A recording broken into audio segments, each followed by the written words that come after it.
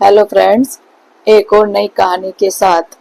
रामेश्वर जी एक छोटे से शहर में एक सरकारी दफ्तर में क्लर्क थे। एकदम ईमानदार, कर्मठ और उसूलों के पक्के। दफ्तर के बाकी कर्मचारी घूसखोर, लालची किस्म के थे।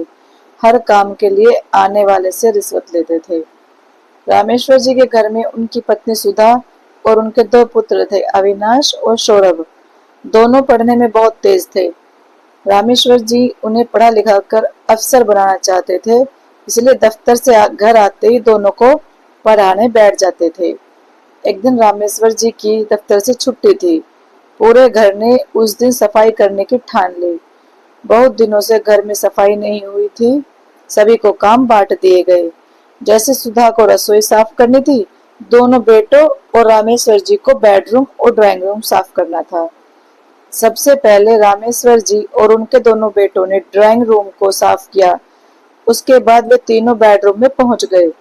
सफाई करते करते रामेश्वर जी ने बड़ा सा लकड़ी का बॉक्स निकाला, उसे साफ किया।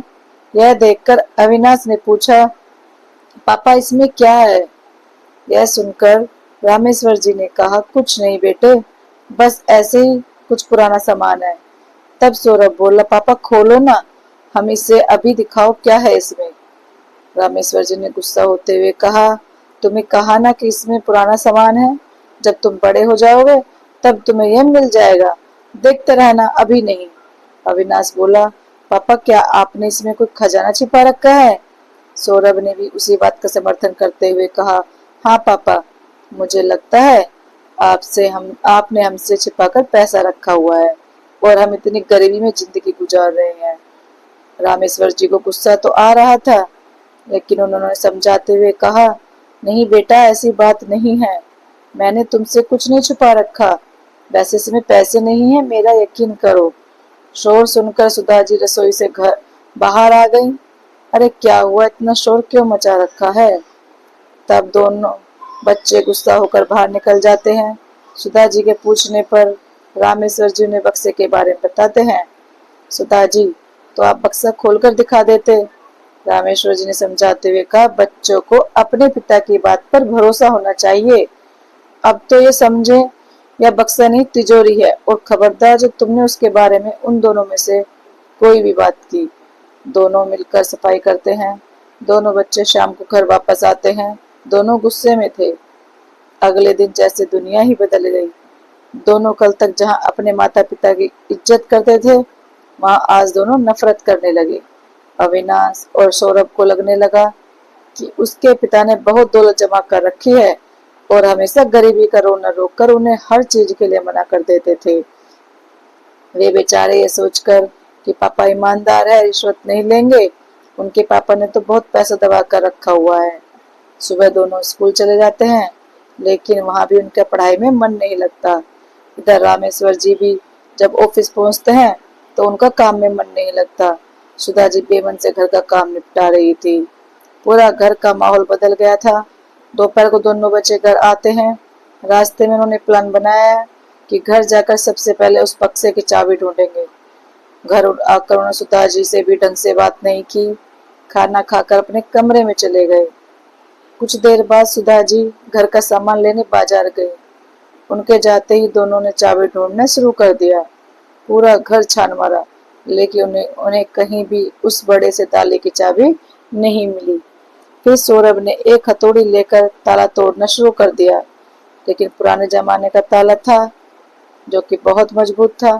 वह टस से मस न हुआ। दोनों थक हार कर बैठ गए और मम्मी के आने से पहले सब कुछ पहले जैसा कर दिया। शाम को रामेश्वर जी आए। वे बच्चों को पढ़ाने बैठे, लेकिन दोनों ने पढ़ने से मना कर दिया। रामेश्वर जी ने सोचा, बच्चे नाराज हैं, कुछ दिनों में मान जाएंगे। इसी तरह कुछ समय बीत गया, लेकिन दोनों बच्चों का गुस्सा कम होने की बजाय बढ़ता ही जा रहा था। अब वे दोनों नए कपड़े खिलौनों के लिए जिद करने लगे। मना करने पर वे अपने माता पिता को उल्टा सीधा सुनाने लगे थे। उनकी नजर में माता पिता की कोई इज्जत नहीं रह गई थी। रामेश्वर जी इस बात से बहुत दुखी थे। एक दिन जब अविनाश और सौरभ सो रहे थे, तब रामेश्वर जी अपनी पत्नी सुधा के साथ घर छोड़कर चले गए।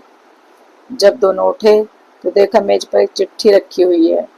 उस पर एक बड़ी सी चाबी रखी थी। सौरभ ने लपक कर चाबी उठा ली। अविनाश बोला, पढ़ जरा चिट्ठी में क्या लिखा है। सौरभ ने पढ़ना शुरू किया।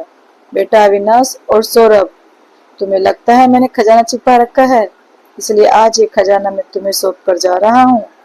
हम दोनों ये घर और खजाना तुम्हें देकर जा रहे हैं। तुम दोनों हमेशा खुश रहना। यह पढ़कर दोनों के होश उड़ गए। अविनाश, यह हमसे बहुत बड़ी गलती हो गई। अगर पापा कुछ जोड़ रहे थे तो काम तो हमारे ही आता। सौरभ बोला, भैया चलो एक बार देख ही लेते हैं कितना बड़ा खजाना है। दोनों जल्दी से बॉक्स खोलते हैं तो देखते हैं उसमें एक डायरी रखी है। दोनों से निकाल कर पढ़ते हैं तो उसमें उनके दादाजी ने रामेश्वर जी के लिए कुछ लिखा था। बेटा रामेश्वर, ये बातें अपने जीवन में उतारना, तुम्हारा जीवन खुशियों से भर जाएगा। कभी झूठ मत बोलना, कभी बेईमानी नहीं करना, कभी काम से जी मत चुराना, अपने से बड़ों का सम्मान करना, पैसों का कभी लालच मत करना। यही जीवन का सबसे बड़ा खजाना है। यह वह दौलत है जो कोई तुमसे नहीं छीन सकता। दोनों डायरी पढ़कर रोने लगते हैं। अविनाश कहता है, हमारे पापा अपने पिता के आदर्शों पर चल रहे थे और हम उनसे उल्टा वे सच कह रहे थे और हम झूठ समझ रहे थे।